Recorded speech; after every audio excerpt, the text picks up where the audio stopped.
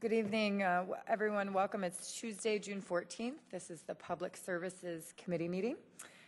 Just call this meeting to order.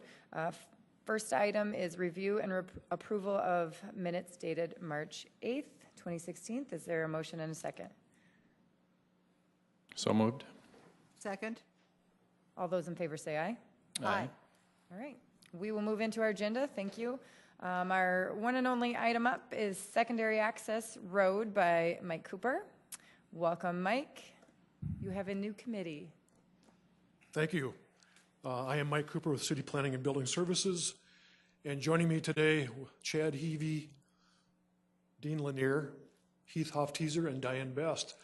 I think this is maybe the third time that we've had this discussion, but this is a specific topic that was assigned to the Public Services Committee a number of months ago, talking about in residential developments, if there would be a need to have some trigger that would require a secondary public access. And so I'm going to go kind of backwards a little bit because I know that we have new members of the committee that maybe aren't aware of some of the history of how this subject came to us. So kind of starting out, for those of you in the audience and as well the council, in addition to the zoning issues that you'll see on a monthly basis, you'll typically see an item that we call preliminary subdivision plan.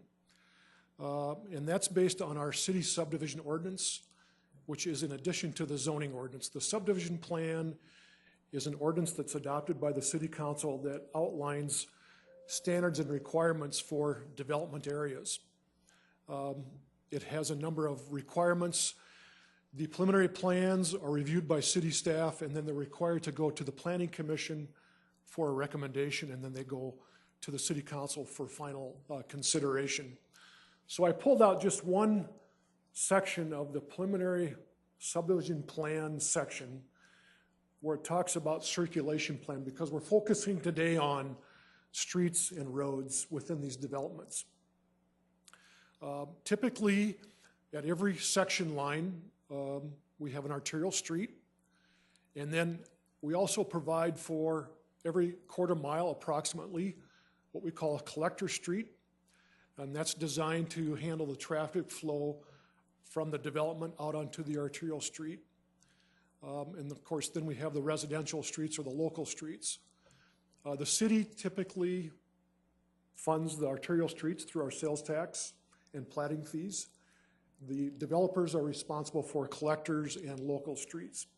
So there's a network or a hierarchy of roadways that we review in these development projects. So I just pulled out arbitrarily one that we've talked about before. This happens to be Copper Creek Estates, which is on the East 26th Street area. And this one shows a couple of things. It shows the arterial streets, it shows the collector streets, and it also shows how it's going to be phased. So in other words, the developer has said that I'm going to start with phase one, I'm going to put in the infrastructure for this many lots, and then I'll go to phase two, phase three, and phase four. And then also a unique feature about this particular example is that it ties into an adjoining development. And that's another thing that the subdivision ordinance requires, is that one landowner cannot restrict access to another landowner. There has to be that continuity that we look at. So when the city staff gets a preliminary plan from a developer with their consulting engineer, a lot of work goes into the review of that plan before it gets put on to the Planning Commission agenda and then ultimately City Council. So what we've been talking about is how can we assure that there's going to be proper public access as these subdivisions get built out. You know, historically, prior to the economic recession, developers would come in with large tracts of land at one time, maybe 60 acres, maybe even more. Now developers are a lot more conservative. They'll take on smaller parcels of land at a time, putting in the water, sewer streets, and then once those get built out, they'll go on to the next phase. But one of the things that we learned from the recession is that how can we assure that the developer improvements actually get done? So The next thing that I'm going to have Chad Heavey talk about, because he has to leave here pretty quick, is a process that we call the subdivision construction agreement.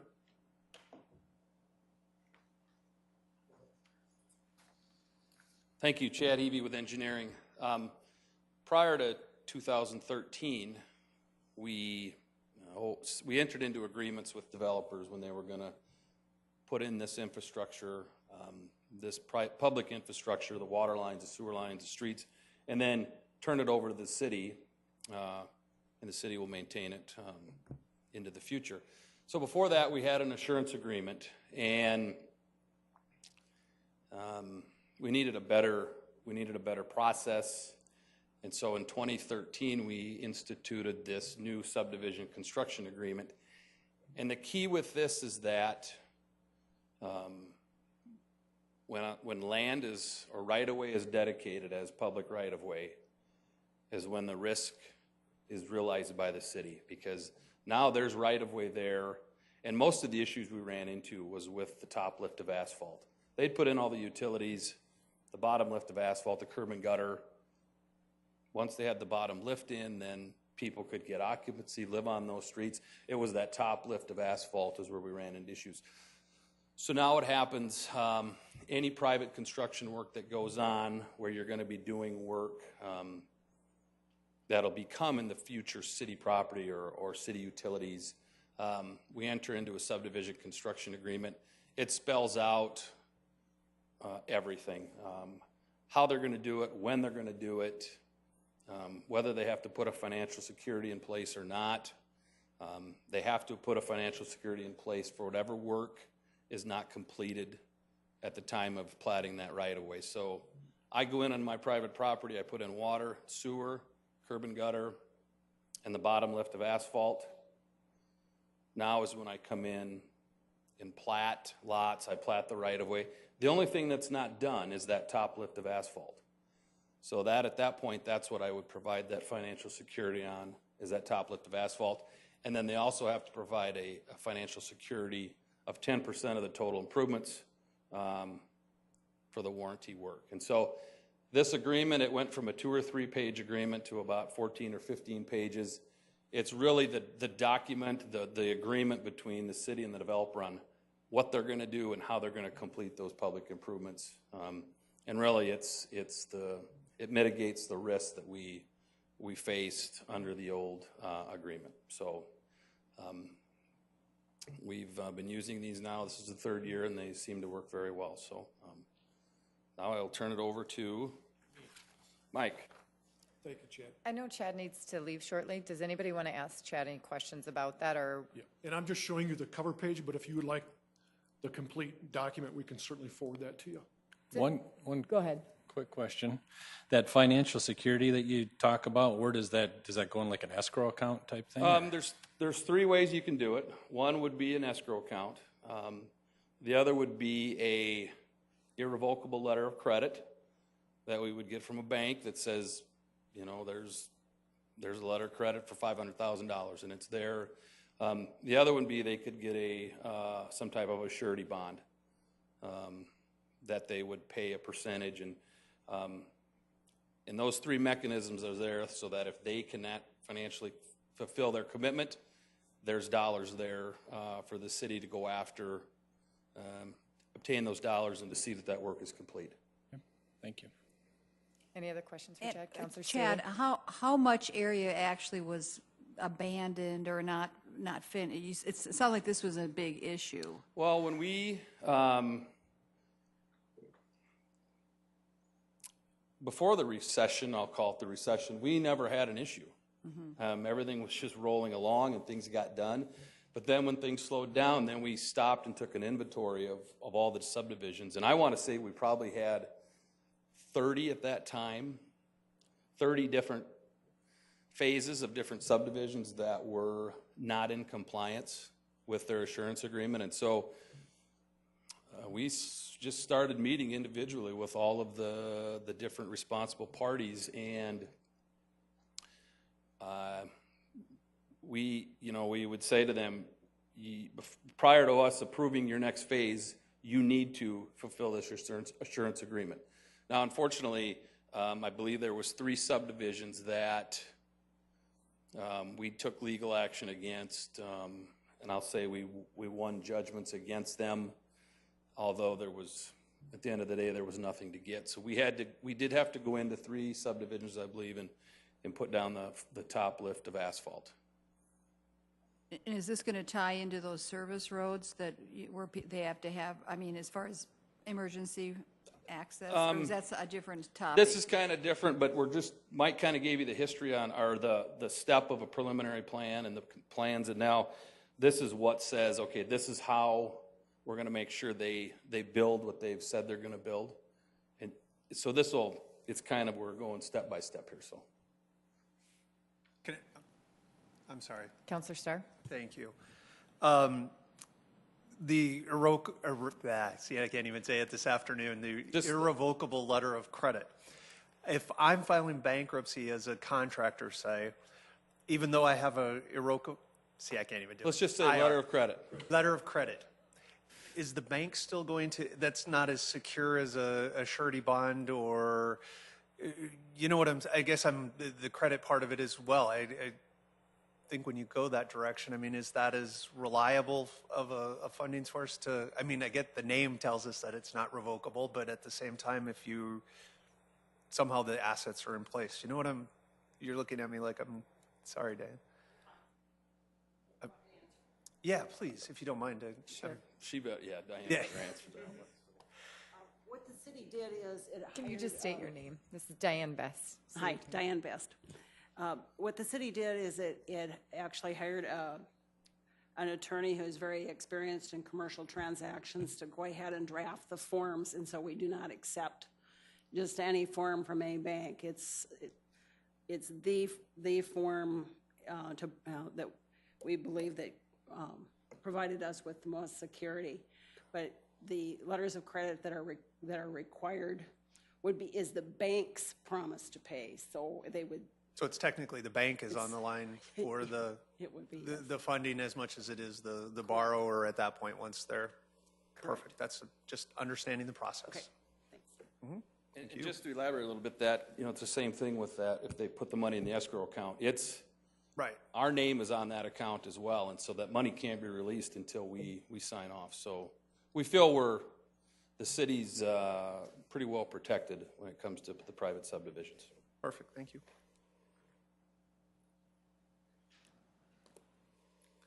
Carry on. So, yes, so as we talk about when these development plans are approved and we have assurances that certain public improvements have to be made by a certain time period, as these subdivisions start to develop, even though that they're showing, say, in phase 1 that there's going to be 2 or 3 streets constructed, we know that not all those streets are going to get done necessarily right away. So we've had in place for some time a provision for temporary emergency access.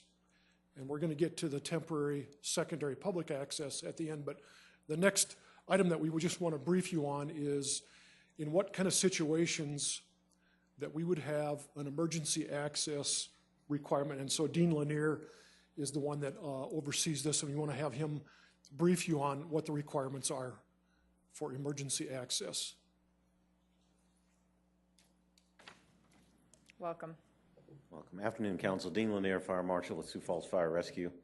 The provisions that we passed just recently in mid to late April with the adoption of the 2015 International Fire Code outlined these changes. Specifically what we did, we took what was previously in policy and put it into ordinance as a appendix to the fire code. So the language that you see in front of you now has been adopted into the language for fire code. It defines a difference between what road is meant for commuter traffic versus what road is meant for emergency access. The reason why this is important is because for delivering emergency services, you need a little bit more of a network of a road into a subdivision rather than a single road for a set of homes. So the fire code does define exactly when that is. It's for single-family homes, it's 30 units. These temporary roads have been used and have provided developers quite a bit of flexibility in how they put together subdevelopments. I would tell you we are doing business differently. We are directly involved with the process of a preliminary construction or preliminary phase plan being developed and accepted. We actually take that information and drop it into a spatial map. We are very well aware of every preliminary plan that comes into the city and are approving them phase by phase. So now, as opposed to guessing how the puzzle comes together, we actually have a spatial reference of where the puzzle comes together and can tell a developer exactly what we'll accept or what we won't accept. So the process has been defined. We've made this clear delineation between what is emergency access and what is commuter traffic roads, and we've tried to separate the two with signage as well as defining exactly what it is within ordinance so that it's no longer confusing to the public or to the developers. Thank you. So we have a development plan that we put in place. We have an outline of how the improvements are going to be constructed by the developer. We have an interim provision for emergency access vehicles, if there's only one means of ingress and egress, to make sure that we can respond to medical emergencies or fire emergencies. What led us to the actual topic of today is, okay, so we have a way for emergency vehicles to get in and out, but what about the general public? If there's still only one way for the general public to get into a development, even though they're showing us that in their phasing plan that there's eventually going to be more than one entrance and exit point. So what would potentially trigger the requirement for a secondary public access? And that's the topic that came to this committee that we've been working on as a group. So what we're showing you today is we thought about, and I didn't realize the language was going to be this small, the text, but we've been working on what type of criteria should be used to trigger the need for a secondary public access. And so Heath Hofteser is going to take you through what we've been discussing.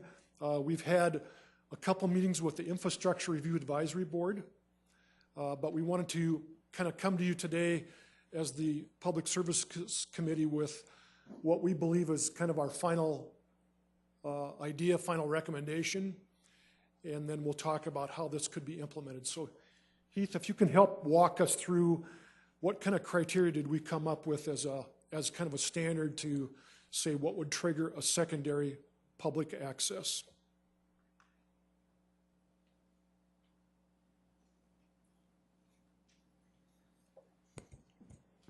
Heath Hofteser, Principal Traffic Engineer for the City of Sioux Falls. Basically, we were working on trying to come up with a scientific basis for when that second public access should be put in place. And in the world of traffic, a lot of times we're talking about and we're working with level of service. Level of service is basically letter grades that are described for intersections or segments of roads to try to, in a simplistic form, basically relay the type of traffic that we're looking at. With the idea behind level of service is a level of service A is a very well-functioning operating intersection with very little delay, or a road without a lot of congestion on it, all the way down to a level of service F, which is a location where you'd expect to have to wait a long time and experience a lot of congestion. Basically, on the typical arterial intersections, 41st in Minnesota, 12th in Kiwanis, the bigger intersections throughout the entire city, when we're trying to responsibly spend taxpayers' dollars, we're projecting out, to our horizon model of our transportation model, which is right now 2040, and if we're looking at rebuilding one of those intersections, we're trying to build them to something that's going to be a level of service C or D at that point at 2040, because if we really overbuild, a lot of times you'd be looking at 7, 8, 9, 10 lane roads, and we try to use the taxpayers' money as fiscally responsible as we can. So the arterial intersections, a lot of times we're looking at level of service C and D. Here we're getting into the local roads, local intersections, and the interaction point that we looked at for this analysis was a local road where it ties into the collector street. So basically, it's, say it's in a subdivision and it's going over to Bonson. And that's the type of intersection that, in road segment that we were looking at. And what we're doing here is we're saying, okay, people expect when you're driving around your local streets that you're generally driving fairly easy. You're not expecting any delay. You're expecting to get through it without any congestion. So we're saying our target is to what would be needed to stay at level service A. So we looked at analyzing these roads as the transition point for when that local road segment would go from a level of service A to a level of service B. And we've identified that when they're connecting to a typical collector, that point is 980 vehicles on that local road is when the level of service would drop. So that's kind of to give it a scientific basis. We said, okay, let's try to use that as our target point for when we would try to require the second access into a development. And then to try to figure out how can we, I want to say, put something together for giving us a way to quantify when we'd be reaching that point.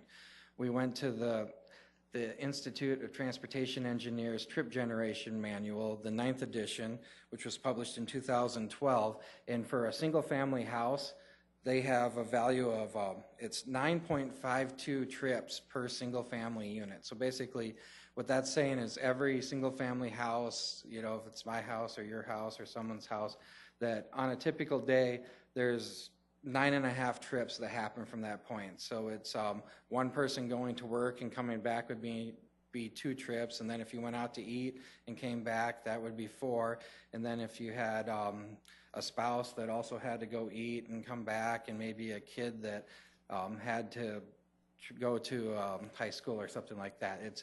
When you start adding it up, it's the average for a single family is right about that 9.52, and then for a multifamily unit, which would basically be an apartment unit or a townhouse or something of that nature, it's the value from the transportation or from the ITE trip generation book is 6.65 trips per unit. So that's basically saying you have your typical apartment, maybe there's 2 people living there and they each go do something on their own and come back and do something together and come back, generating about 6 trips a day. So those were the values that we were using, coming up with basically that the ITE trip generation it's a manual that traffic engineers throughout the entire country do studies on, okay, we have these developments and this many people are coming in and out of them, and all that data is collected together, and the ITE, the Institute of Transportation Engineers, collects all that data and uses it to calculate what all these trip rates are throughout the entire country. So that's where we get the basis for what we're doing with something like this. So our recommendation was to use the value of the 9.52 trips for a single family and 6.65 trips for a multifamily unit to come up with a point when a subdivision would reach that 980 vehicles that it would be generating. And what it comes down to then is that a single family, 103 single family units or 147 multifamily units or a combination thereof using those trip generation rates is what would be required in a subdivision to generate that 980 trips per day, the vehicles on the road, that would make the single access go from a level service A to level service B.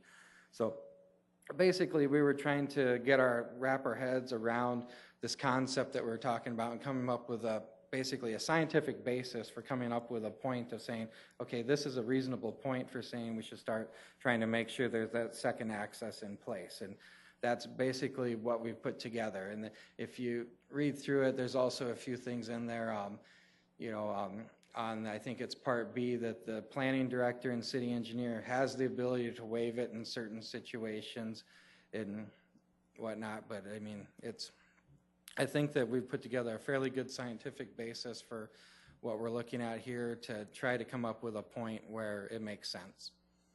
Thank you. Thank you for your presentation. Just don't go too far away. I'm sure we'll have questions for you. And I just wanted to show, because this is a new subject, it really came about because of discussion up on the northeast part of Sioux Falls called Canterbury Heights. This is a development that started prior to the economic recession. Not all the roads were put in according to the original timeline. There was some additional development being proposed adjacent to this development, and so the neighbors came and said, what's going to happen to the roads? Why aren't they all put in? What can we have in terms of a secondary access? So the city council essentially worked with the neighborhood, the developer, with staff to put in a temporary secondary road. And what we're showing you in the middle of the slide is the proposed alignment of where that secondary road was going to be constructed, and that had to be done by the first week in June of this year. The developer discovered that with a little more engineering, that there was a wetland existing through the alignment of where the road was going to go. So they have a pending application into the Corps of Engineers for what they call a wetland mitigation permit. But in the meantime, they came up with a modified alignment for that temporary road, which has now been constructed, completed, and is drivable by the general public.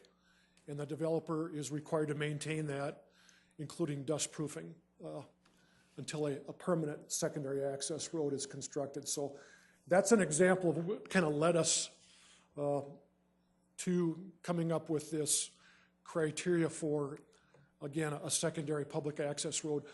We don't expect that there's going to be that many circumstances where this would be needed or implemented, but at least we would have something available that we could trigger that discussion. And another way that we would use to enforce this would be that when we reach those thresholds that are in the proposed ordinance, whether it's single family or multifamily or a combination of, we can essentially stop building permits until those improvements are put in place. So I know we've covered a lot of territory, but that's kind of where we're at today. Once we get the go-ahead from you as a committee, whether it's today or in the future, there would be a number of steps, including going back to the Infrastructure Review Advisory Board to present them with whatever final recommendation is coming out of the committee. Then, because it is an amendment to the subdivision ordinance, the Planning Commission is required to make a recommendation, and then finally it would come back to the full City Council for a vote. So there's a number of steps left to do, but we're with you now, and you have to tell us if you're comfortable reviewing this, if you would like to have more time. So we're open to whatever ideas you have. Perfect. Thank you. Thank you. Thanks for your presentation. Before I turn it over to the council, I just want to offer anybody in the audience that would like to speak or say anything. Come on forward.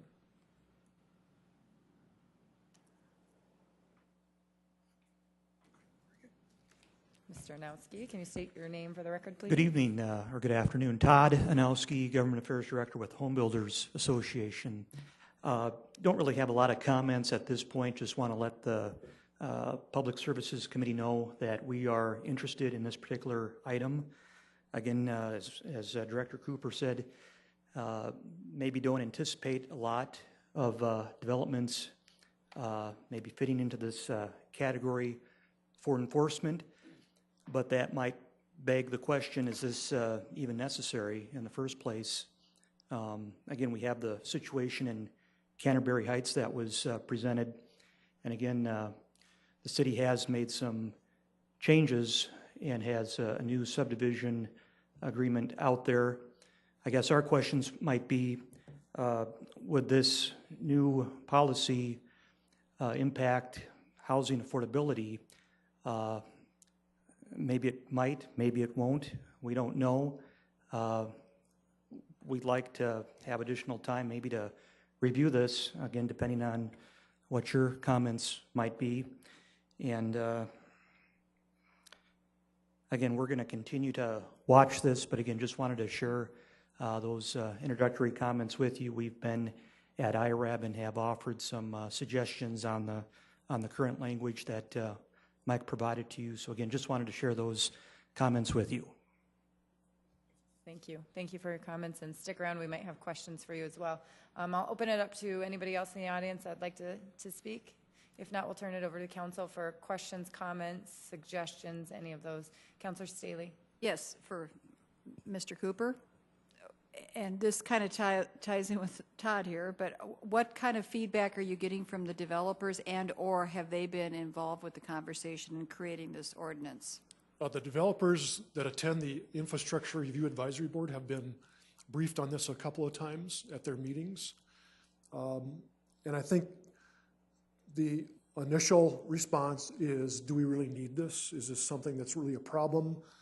But as we've taken it to them, this was really initiated by the City Council based on the discussion that we had about the Canterbury Heights. So what we're trying to do is, look at all sides of the issue, and if the decision is made that we need to have some type of a standard that would go forward, then what's the best way to craft that requirement and use that in terms of any future development project. So I would say, as Todd just talked about, the developers are still kind of cautiously looking at what this is going to be and what the impacts would be. But it's taking something that's already mandated. This would be a new requirement.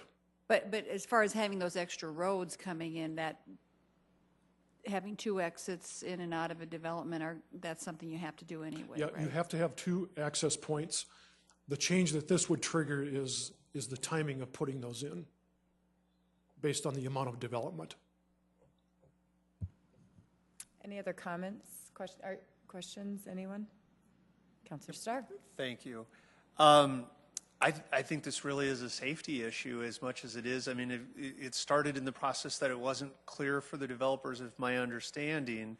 And I think from the HBA's point of view and the developers that are your members, putting these things in ordinance so that we have a process in place allows them to plan and budget and go through that process and when it triggers so that they totally understand the process so that we don't have another situation like Canterbury where we have to try to find ways and it just wasn't planned for them to do that part of the process. So I guess my statement/question is, it probably makes sense to move forward at this point so that developers totally understand where they're at in the process. It's not a surprise. It's not something we have to go back later when we find out that it's a problem.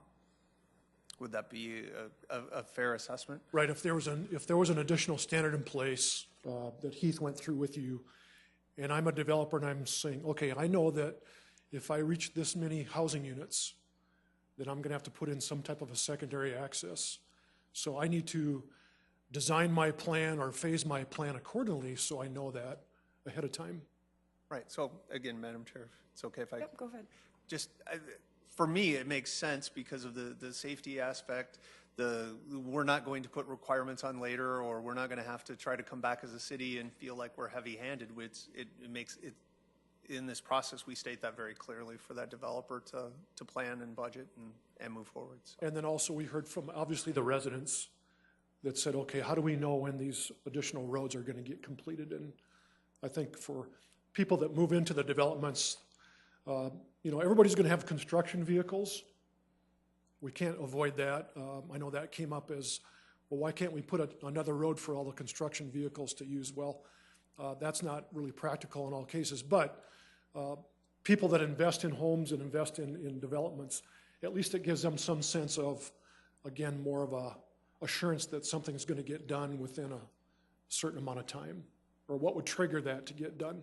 I think for the average homeowner that makes sense because that's where part of this all originated was that, okay, when does it make sense? When doesn't it make sense? Now we've taken a look at this process when that point is that it makes the most sense. And I think, Heath, you did a nice job of explaining that this is what really matters. And everything is fine as long as the economy's booking along and everything's good. It's when we hit these hiccups and things that this type of thing comes into play. Thank you. Any other? Counselor Staley? Could I have Todd come back up?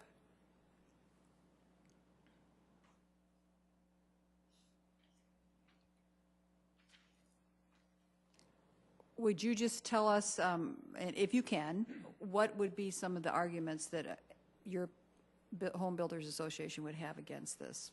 Right. Or any kind of a tweaking that they would want? Sure. And again, we're just reviewing it also, so I don't want to say we're against it or for it at this point, because again, we don't have any, we've got the language here that was just presented, so we haven't seen that, the committee hasn't seen that, or the board, but just interaction between developers, like in that plat that was shown earlier. There may be multiple developers developing a section of property, and the coordination that might come about when developing the large picture for that. Again, there might be an issue. There may not be an issue depending on the engineer's perspective. But again, if you're talking another public access road, at what point does that new subdivision that might be adding on, in other words, you have developer A who's already developing, and then another developer B comes in maybe a few months later, another year, and just the coordination between the developers for fitting in those lots and not exceeding those lots and making sure development can still continue. That might be an argument or something to look at as, again, we consider this policy. Mr. Cotter, do you have any suggestions or recommendations based on what Mr. Arnowski said in relationship to, you've got A and B, you've got two sets of owners, and now they're going to have to merge together because we require that connectivity? Yeah, this is an example that I showed you of that exact situation. So moving forward with today's requirements, again, we would look at the phasing plan, because in this case, one of the major access points of developer B is going through developer A's subdivision. And so we don't want to penalize one for the other. With that subdivision construction agreement, we have better tools in place to monitor that and to make sure that those requirements are done. But yeah, there's going to be situations where that we have to sit on and work out between different property owners, and we've done that in the past. Mm-hmm. I think the other thing that I would say with the draft standard that Heath went through with you, we're not trying to set the bar too high or too low in terms of making it apply to every situation. It's really based on the level of service.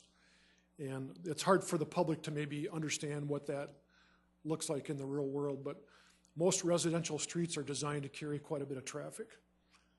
Not everybody likes to have traffic in their neighborhood, but those streets are really designed to carry quite a few cars each day. But we understand the safety aspect. We understand the concerns that some people have. So that's kind of a long answer to say that I think we have mechanisms in place that we could continue to talk about to address those kind of situations between landowners. Right. Thank you. Are there any other comments? Otherwise, I'll make a couple. This has been an issue since I started on the council. It was probably one of my first things, and we all talk about dividing our time, and it was one that I spent a lot of time and energy meeting with the Canterbury Heights residents as they were extremely frustrated in our community just when the recession hit and their roads didn't get put in. They lived with dust and uncompleted different phases and just a lot of uncertainty. And so I understand what they went through by going through there. There was a policy in place at one time, and there was some discretion, and at that time it was not maybe always followed in this instance here, to the fact that that other road requirement did not get put in, and that's unfortunate. It's what happened, but they lived through that. What I appreciate about this particular proposal, this amendment, or this ordinance coming forward, is that it does allow discretion. It is a scientific calculation, if you will, as we've heard Heath.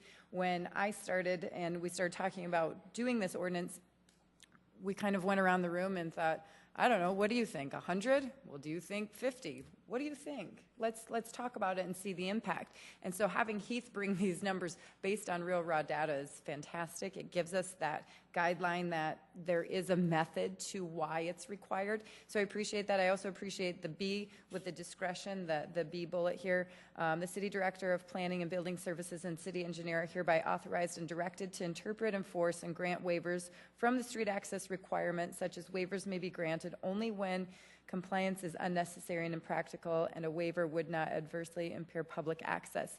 I think that point right there gives enough flexibility that if for some reason that doesn't need to go in place, we're allowing them to not have to come to the council and go through a bunch of things to change, and we've granted you and whoever fills your shoes in the future that authority to do. I have been involved in government affairs with the Home Builders Association and attended one of their meetings. Intend to go back again and have been invited to go again to just talk about this. It's my desire to continue to move this forward. It can't be done on my desire. It has to be done with the consensus of the committee. And so I would welcome any additional comments, any additional things that you want to see happen. Otherwise, the next steps would be IRAB, Planning Commission, and then coming back to the City Council. And at no time is this have to be set in stone. This can be changed. We welcome the conversation with Home Builders Association. We welcome the change with any other homeowners that have dealt through this and lived and breathed it as well. So this is still a working document, and we welcome any suggestions to anybody. So questions or suggestions? Councilor Staley. Well, and I'm so glad to hear you say you've met with the Home Builders Association, and as long as they're coming on board and they're having some input into this, I'm going to feel very good about saying let's move forward on it as well. And I would add home builders to the next steps. We could put their name on here too. Right, they meet, their government affairs meets on a monthly basis, and I think it would be great to go there to hear the impact potentially in there, because we certainly don't want unintended consequences, but this is kind of, to be honest, this is kind of a worst case scenario, just to make sure we don't repeat what's happened. Most of the contractors, I will tell you, this will not impact them in any way, shape, or form. This might be for those that we've seen in the past that are no longer here anymore. So with that, any other comments, suggestions? We don't vote in our committee, but I ask as consensus if moving these next steps are okay with everyone on the committee. I'm seeing some head nodding. Head nodding doesn't help, does it? That's okay. That's okay. I see you, but exactly. I'm very supportive of this, and I'm glad it's going back to IRAB and the rest of the groups, as well as the Planning Commission, and bringing it back to the City Council. I think it's one of those protections that and something that we'll do that hopefully we never have to use, that it makes sense, but in those times where we do, it's there. Right. Thank you. And we've been talking about it for a long time. This hasn't been a ramrod down your throat and here we go. It's really making sure that we're being careful to not have the unintended consequences. So we will. So do you want to do a motion to take it forward, or are you just saying we can keep going through these next steps? Just keep on moving through the next steps. We'll keep on moving. And we'll bring it forward. If at any time you want to send an email to report to full council or public services, we welcome that as well. We'll keep you updated as we walk through each of these next steps. So thank you very much. Thank you so much. Thanks to the rest of the staff that helped put this together. Thank you. Next item on our agenda here is open discussion.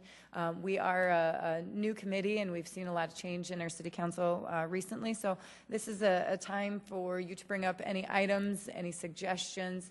I know in the fiscal committee last week, we kind of did some brainstorming as far as things we'd like to see. You do not have to do that publicly right now, but you're welcome to bring up any open discussion or certainly bring items forward as you see fit to public services. We are a fairly busy committee, and I like that. So any other open discussion? None? All right, with that, we will adjourn this public services meeting. Thank you so much.